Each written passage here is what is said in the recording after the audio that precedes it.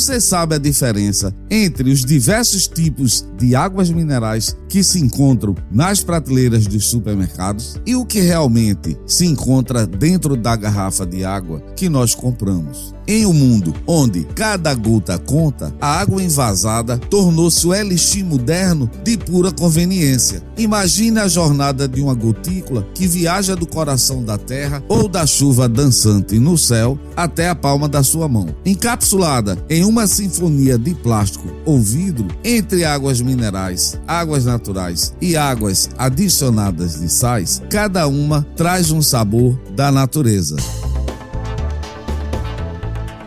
Olá, sejam bem-vindos e bem-vindas ao Papo de Química, o seu podcast do ensino de Química. Sou o professor Edson Souza, da Universidade Católica de Pernambuco e do Instituto Federal de Pernambuco. Pessoal, existem várias categorias de água envasada disponíveis no mercado e nem sempre essas diferenças são entendidas pelo público consumidor. E para esclarecer os nossos ouvintes sobre o que é água envasada, quais os seus diferentes tipos, como é feito o controle de qualidade, temos o prazer de receber a professora doutora Valderice Baidum, do curso de Engenharia Ambiental da Unicap. Ela é mestre e doutora em Engenharia Química pela Universidade Federal de Pernambuco, especialização em Perícia e Auditoria Ambiental. A professora Valderice atua principalmente no tratamento de água de abastecimento e no tratamento de águas residuárias, como também nos processos oxidativos avançados. Bem, pessoal, estamos aqui com a nossa amiga, a professora Valderice Baidum, onde já agradecemos antecipadamente a sua disponibilidade em atender ao nosso convite. Professora Valderice, seja bem-vinda ao Papo de Química.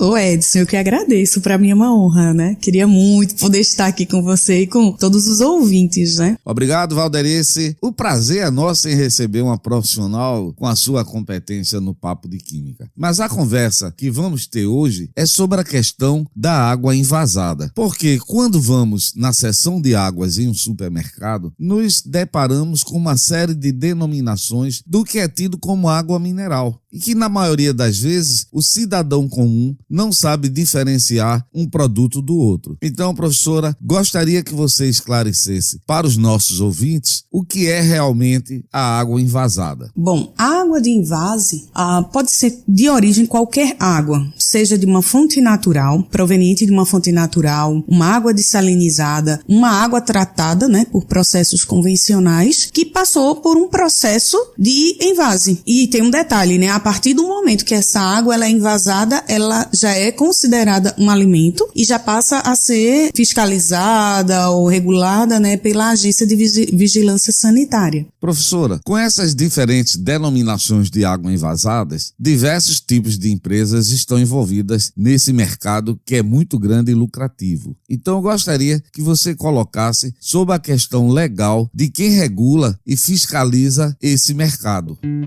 Quando a gente fala na parte legal, de arcabouço legal, ou seja, quem legisla, né, quem regula a questão da água mineral natural, adicionada de sais, dessalinizada, quem regula isso? Bom, o arcabouço legal, ele passa por três agências. Uma agência que é a Agência Nacional de Mineração, que está ligada ao Ministério de Minas e Energia, a Agência Nacional de Vigilância Sanitária, que é a Anvisa, que está ligada ao Ministério da Saúde, e também o Conselho Nacional de Recursos Hídricos, que está ligado ao Ministério do Meio Ambiente. Então, basicamente, a gestão e a fiscalização dessas águas no Brasil, ela está vinculada a esses três ministérios, né? Valderice, vimos que a água envasada é considerada um alimento e que existem diferentes tipos, tais como a água mineral, a água natural, a água dessalinizada, água adicionada de sais. Na área de suco é algo semelhante. Existem diferentes denominações, tais como suco integral, suco orgânico, néctar, refresco ou suco concentrado. E a maioria das pessoas não conhece essas diferenças e, às vezes, termina levando um produto pelo outro. Então, eu gostaria que você detalhasse para os nossos ouvintes essas diferenças na água de envase para que o cidadão comum possa saber realmente o que está comprando. Pronto, vamos lá. Estão previstos 4 tipos de água envasada pela RDC da Anvisa, a 717 de 2022, tá? Eu fiz questão de destacar porque é a mais recente. Então, ela prevê 4 tipos de águas envasadas. Nós temos a água mineral natural, a água dessalinizada potável e a água adicionada de sais. E aí eu vou tentar explicar basicamente o que seria ou qual a diferença entre elas. A água mineral natural, ela é proveniente de fontes naturais, de surgências, de nascentes, e ela atende uma série de requisitos previstos na RDC. A água natural, ela é uma água também proveniente de fontes naturais, nascente, surgências, por captação subterrânea. Mas o que é que difere a água natural da água mineral natural? Ela também vai ser regulada por essa RDC. Porém, a água natural, ela pode conter níveis dos parâmetros previstos no anexo lá da RDC, níveis inferiores aos mínimos estabelecidos para a água mineral natural, tá? Essa é a diferença da mineral natural para a natural. Ela tem parâmetros em valores menores do que o da água mineral natural. Mas a origem, a fonte pode ser a mesma, só vai diferir nessas concentrações de parâmetros. A água dessalinizada, então, é uma água que passou por um processo de dessalinização. Ela pode ser envasada e aí ela vai ser uma água dessalinizada potável. O que é que essa água precisa ter como característica? Ela tem que cumprir requisitos de composição que também estão estabelecidos nessas RDCs e ela precisa ser adicionada de sais. Que sais são esses? Sais de teor alimentício. Os sais de teor alimentício também estão previstos. Quais seriam esses sais? Quais concentrações esses sais deveria ter? É interessante porque essa RDC, ela diz que a água, ela precisa ser adicionada de sais, mas você precisa ter, no mínimo, um sal de teor alimentício, tá? E a concentração é 30 mg por litro. E como eu disse, quais sais são esses de teor alimentício? Então, a gente tem bicarbonato, carbonato, cloreto, sulfato e citrato de cálcio, magnésio, potássio ou sódio. Pelo menos um deles numa concentração mínima de 30 mg por litro. É o que a RDC estabelece, da Anvisa. E por último, temos a água adicionada de sais, que é uma água tratada. É a mesma água que você recebe na torneira em casa, tá? É uma água tratada por processos convencionais de tratamento, sendo que essa água, ela é adicionada de sais e envasada. Então, também segue o mesmo requisito. Pode ser qualquer sal, daqueles que eu citei de grau alimentício, com concentração mínima de 30 mg por litro, pelo menos um. Já vai ser caracterizada como uma água adicionada de sais. Você entendeu, velho? É claro. Interessante essa classificação. Então, Valderice, qualquer pessoa poderia, em um terreno de sua propriedade, obter autorização para perfurar um poço artesiano, depois tratar essa água e fazer a adição de um dos sais permitidos que você listou aí, de grau alimentício, e aí depois comercializar essa água. É isso mesmo?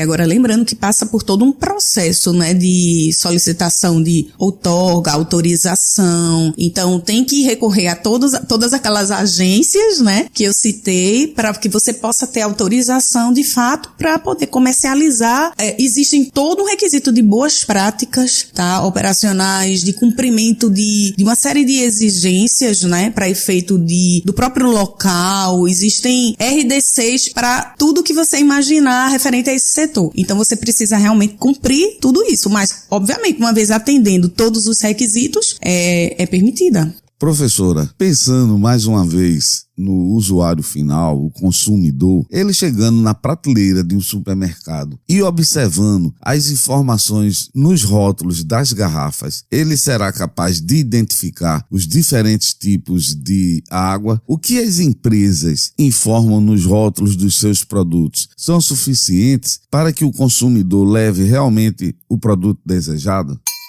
Pronto, existem requisitos de rotulagem, né? Também para essas águas envasadas. Então vamos lá, a água mineral que nós consumimos, seja ela água mineral natural, sol natural, dessalinizado ou adicionada de sais. Para cada uma delas, existem exigências comuns de rotulagem e outras específicas. E vamos lá. O que é comum para todas elas, tá? Com gás ou sem gás. Porque é outra coisa interessante, a gente falou em adicionar sais, né? Foi. Mas e é importante reforçar, são as únicas coisas permitidas que você pode adicionar a essas águas. São sais de teor alimentício para a água adicionada de sais e dessalinizada, tá? A água mineral natural e a água natural você não pode adicionar sais. A única coisa que é permitido adicionar a essas águas é o CO2, que é o gás, que nós tomamos, né? Água mineral com gás ou sem gás, pronto. A água dessalinizada também pode ser com gás ou sem gás e a água adicionada de sais também pode ser com gás ou sem gás. Então o rótulo precisa ter expresso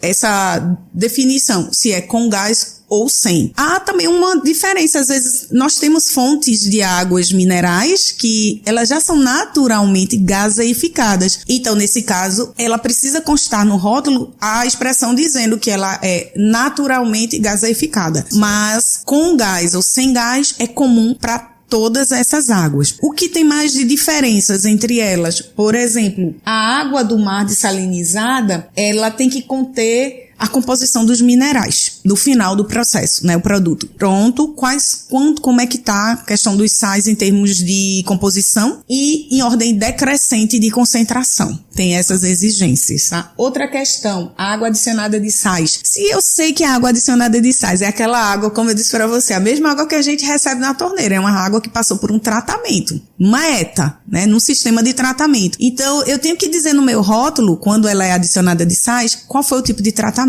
que ela recebeu. Essa informação precisa constar. Outro ponto, aí vale para as águas minerais natural. Se eu tenho um teor de sódio acima de 200 miligramas por litro, no rótulo tem que constar bem claro, contém sódio. Se porventura o meu teor de fluoreto for acima de 2 miligramas por litro, ela tem que conter uma expressão no rótulo dizendo que não é recomendado para crianças até 7 anos e não é recomendado um consumo diário de uma água com flúor, com teor, uma concentração acima de 2 miligramas por litro. Então, ele precisa constar essas informações no rótulo, né? É importante saber agora como as pessoas agora vão ter essa atenção e observar esses detalhes, né? Acho que essas informações valiosas que você está trazendo, as pessoas passam a olhar o que é que realmente uma água potável adicionada de sais. A maioria acha que é tudo igual. Tudo igual, que vem de uma fonte. Então, não. Eu acho que esse episódio ele vai ter esse caráter esclarecedor.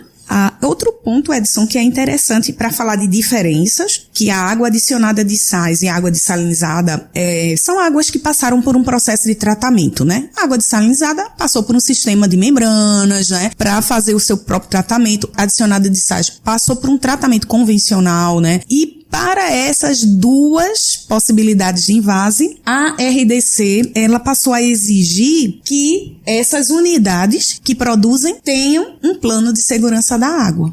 Importante. Isso é uma exigência apenas para essas duas possibilidades de águas, porque passam por processo de tratamento onde a fonte de captação, o manancial que elas estão captando a água, está sujeito, né, a uma série de exposição. Então, existe toda uma preocupação com a questão de barreiras múltiplas, né, para evitar que certos contaminantes cheguem, né, até o cliente, o consumidor final. Então, para essas duas formas de água envasada, é exigido pela RDC de 2022, né, bem recente, que essas unidades tenham plano de segurança da água. Interessante. E para você, querido ouvinte, temos um bônus, que é o episódio 47 do Papo de Química, que traz uma entrevista muito legal que fizemos com o Dr. Fábio Portela, da Compesa. Ele detalha tudo o que você precisa saber para ficar por dentro do que é um plano de segurança da água. também conhecido como PSA. Então, depois de terminar de ouvir esse episódio, vá no seu aplicativo de podcast e escuta o episódio 47. Inclusive, eu não sabia, Valderice, o Dr. Fábio falou nessa entrevista que a Compesa é uma das poucas companhias de abastecimento do Brasil que tem um PSA em execução, tá certo? Então, vai lá e escuta esse episódio também. Há um senso comum do que as águas envasadas são de melhor qualidade do que a água tratada que recebemos em nossa casa. É verdade. Sempre ressalto que existe uma legislação, tanto com relação ao controle de qualidade das águas envasadas, quanto ao controle de qualidade para a água fornecida pelas companhias de abastecimento. Sei também que essas companhias de abastecimento, elas são obrigadas a monitorar um número de parâmetros bem maior do que as águas envasadas. Então, Valderice, gostaria que fosse dada aos nossos ouvintes uma visão geral do quadro de controle de qualidade, claro, de acordo com a legislação vigente, para a gente ter essa ideia o que é feito ou o que é obrigado para a água de invase e a água que chega às nossas torneiras. Então, Edson, vamos lá, vamos fazer um comparativo, um quadro comparativo de parâmetros, né? Como você bem pontuou, né? As águas que são tratadas por procedimentos convencionais de tratamento, assim como feito pelas concessionárias ou qualquer outra empresa, assim como a água desalinizada, eles são regulados pela portaria de potabilidade do Ministério da Saúde. E, de fato, essa portaria traz vários anexos com uma lista extensa de parâmetros e valores máximos permitidos que precisam ser monitorados com uma frequência muito intensa, né? Só para você ter ideia, em uma estação de tratamento de água, parâmetros são monitorados a cada 2 horas. Enquanto que RDC, que aí para as águas minerais natural e natural, elas são reguladas pela RDC da Anvisa, que também está ligada ao Ministério da Saúde. Então, ambos são ligados ao mesmo ministério, porém, os requisitos em termos quantitativos de análise, diria que são um pouco desproporcionais, né? Outro requisito também, em termos microbiológicos, como você comentou,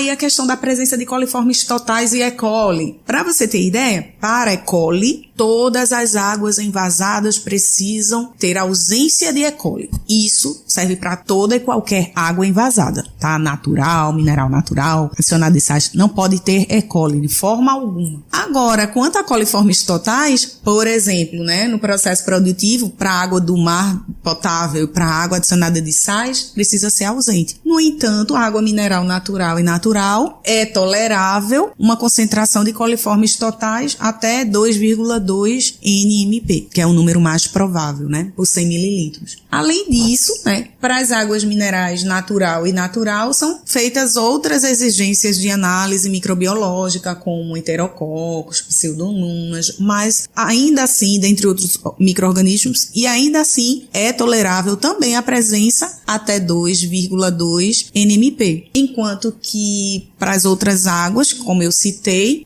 não é permitido ter, né, de forma alguma, nenhum tipo desses outros micro-organismos, né, na água tratada, vamos dizer assim. É ausência completa. Mas a mineral, natural ou natural, existe essa tolerância ainda, né, da presença desses micro-organismos. A legislação permite, né? Exatamente, né? Então, previstos, né, na regulamentação, então, se foi colocado, então existe esse limite ainda tolerável. Outro aspecto que também, Edson, pra gente pontuar, que você colocou muito nessa questão da dúvida, né?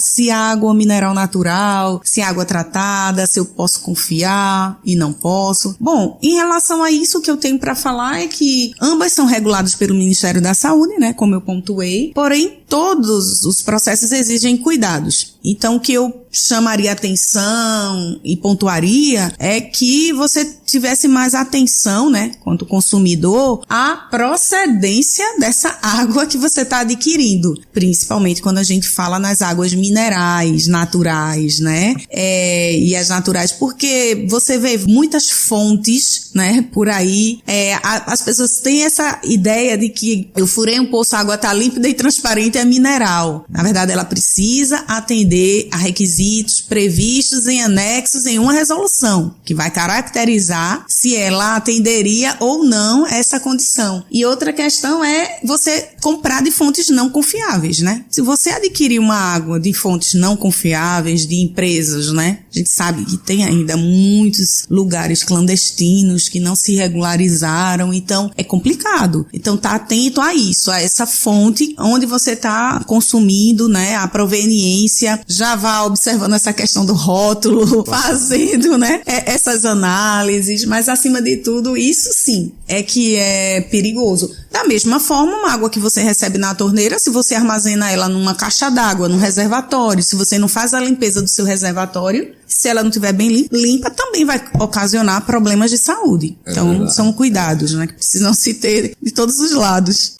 As embalagens das águas envasadas, em geral, são de plásticos e que trazem um transtorno ambiental muito grande. A gente sabe que essas garrafas vão se transformar em microplásticos e que se tornou o maior problema ambiental do mundo. Inclusive, agora em dezembro, gente, não perca, estaremos publicando um episódio sobre os problemas do microplásticos que já foram encontrados desde as fossas das Marianas até o Monte Everest. E, pasmem, estamos comendo microplásticos. Então, aguarde, em dezembro, não perca. Mas, Valderice, o que você pode falar a respeito dos impactos ambientais do engarrafamento e da distribuição de água? O mais comum, realmente, que a gente tem visto, né, nas prateleiras, são as embalagens plásticas. Então, eu vou entrar no assunto microplástico, mas antes, só para contextualizar as possibilidades de embalar, né? Quando a gente fala em vase dessa água, eu posso envasar em recipientes plásticos, que é o mais comum, que é o que a gente vê os garrafões de água mineral, as garrafinhas, né? Mas você já deve ter ido em algum restaurante, pedido uma água mineral e você já viu que em alguns lugares eles já trazem a água em embalagens de vidro, sim, né? Essas também são comuns. A gente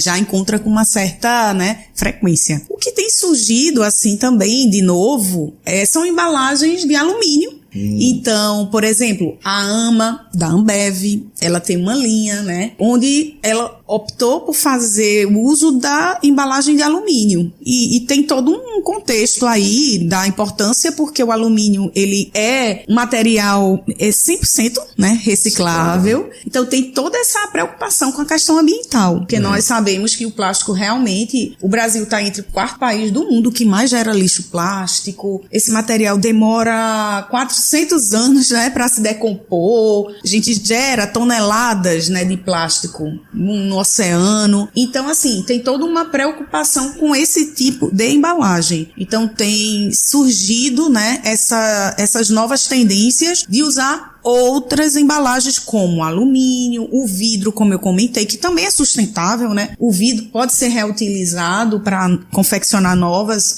embalagens e também, não tão comum, mas também já tem aparecido o cartonado. Interessante. Que é aquela embalagem Tetra Pak, aquela que nós vemos nas caixinhas de leite. Pronto, elas também têm aparecido. Não tanto quanto essas outras que eu citei, mas já vi comercialmente, né, em publicidade, algumas utilizando esse material. Bom, a caixinha ela é produzida com materiais reciclados, aí tem papel, plástico, né, uma série de coisas, mas ainda assim não consegue vencer, né, em termos de reciclagem e de sustentabilidade, um alumínio ou um vidro, né? Então, sem dúvida, esses são os mais corretos, vamos dizer assim, ambientalmente falando, na parte de resíduo. E entrando no microplástico, que você comentou, eu também estava lendo, né, algumas matérias referentes a isso, né? E aí o que eu queria pontuar para ti, eu já disse que as garrafas plásticas têm um impacto muito grande para o meio ambiente, não preciso nem falar, né? Nós convivemos com isso, né, no nosso dia a dia, mas além de ser prejudicial, porque nós sabemos que tem uma série de componentes químicos, né, podem ser liberados nesse material a depender do plástico, mas só para compartilhar contigo que eu tinha lido uma matéria falando sobre o primeiro estudo que tinha sido feito numa escala mundial Mundial, onde foram testadas a presença de microplásticos em 11 marcas de águas envasadas, incluindo o Brasil, tá? Então, o Brasil também estava participando desse estudo e o microplástico foi encontrado em 93% das amostras. Como você colocou,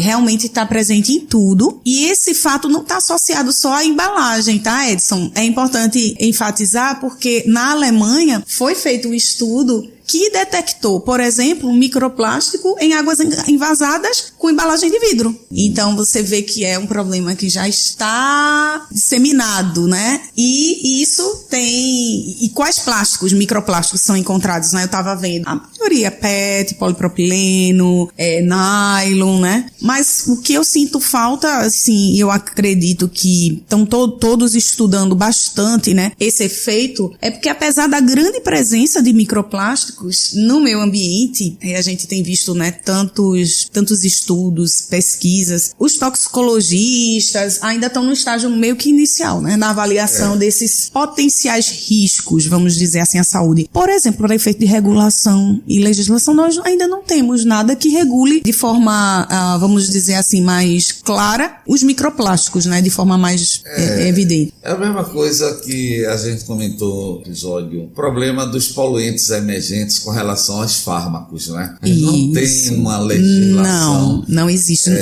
Nacionalmente custo, falando, né? Não, e né? O custo também é bem... Para compostos emergentes, a gente teria ainda um processo de tratamento, vamos dizer assim, mais intenso, precisaria de processos oxidativos avançados, tecnologias mais avançadas, né? De remoção. Os processos convencionais que nós temos hoje em dia, seja para tratar água, seja para tratar o esgoto, o efluente, não são capazes de remover esses compostos, porque eles são compostos complexos, né? Bem, Valderice, eu acho que foi um papo muito legal e esclarecedor, né? O objetivo era exatamente esse, a gente trazer essa informação, atualizar o cidadão para quando ele chegar no supermercado, ele agora vai poder diferenciar. E agradeço a tua disponibilidade, compartilhar aqui com a gente todo esse seu conhecimento.